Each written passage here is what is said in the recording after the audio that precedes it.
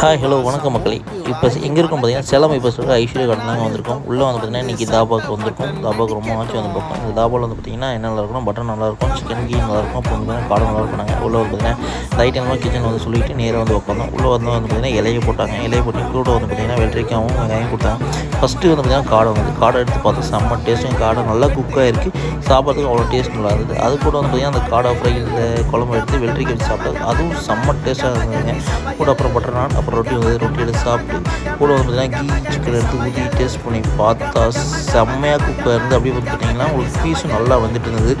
இதெல்லாம் பார்த்துட்டு எடுத்து வாயில் வைக்கலாம்னு சொல்லிட்டு போனேன். எடுத்து வாயில் வச்சுங்க செம்ம டேஸ்ட்டுங்க.